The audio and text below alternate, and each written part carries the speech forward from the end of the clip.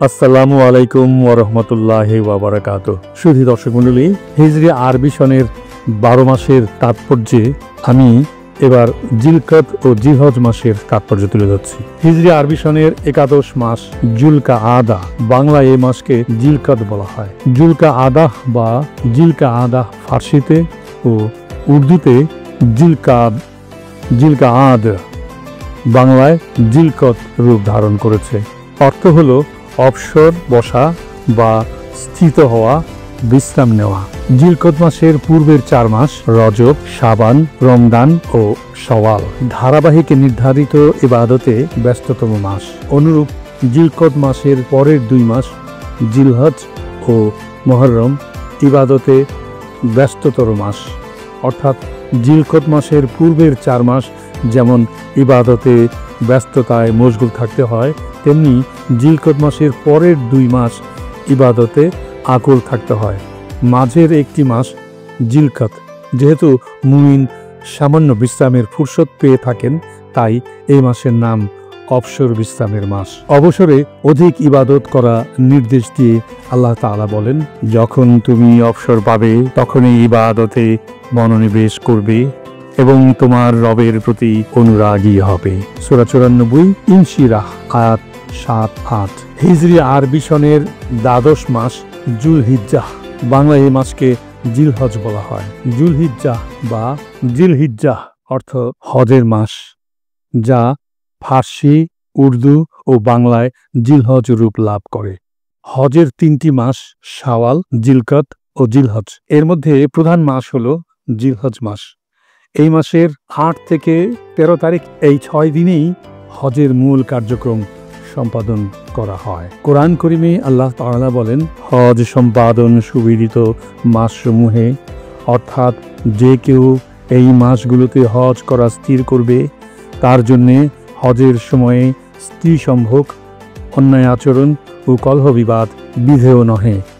তোমরা উত্তম কাজে যা কিছু করো আল্লাহ তা জানেন এবং তোমরা পাথেয় ব্যবস্থা করবে। আত্মসংযমী শ্রেষ্ঠ পাথেয়। হে বোধ সম্পন্ন ব্যক্তিগণ, তোমরা আমাকে ভয় করো। সূরা 2 বাকারা আয়াত 197। রাসূলুল্লাহ সাল্লাল্লাহু আলাইহি ওয়াসাল্লাম বলেন, তোমাদের মধ্যে যারা কোরবানি করবে তারা যেন এই 10 দিন চুল ও নখ না কাটে। মুসলিম 5233, ইবনে মাজাহ 227। আমার প্রতি আধার দিন 10 জিলহজ ঈদ পালন করার নির্দেশ দেওয়া হয়েছে, যা আল্লাহ এই উম্মতের জন্য নির্ধারণ করেছেন।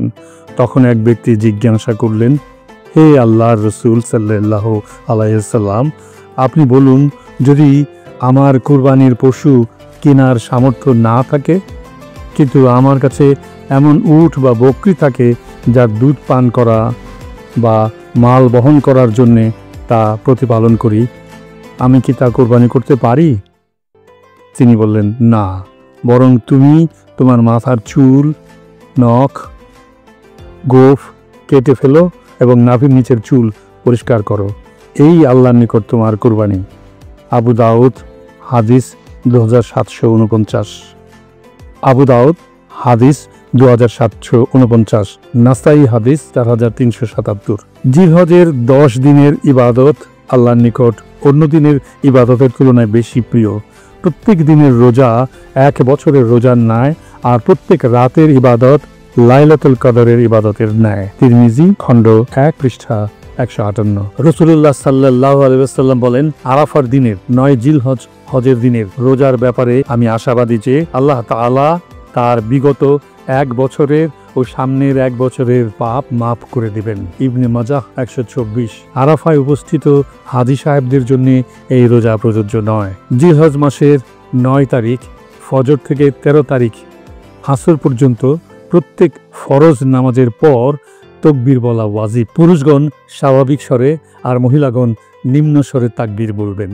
তাকবীর হলো আল্লাহু আকবার, আল্লাহু আকবার, লা ইলাহা ইল্লাল্লাহু, আল্লাহু আকবার, আল্লাহু আকবার, ওয়া লিল্লাহিল হামদ। ইলাউস সুনান খণ্ড 8 পৃষ্ঠা 148।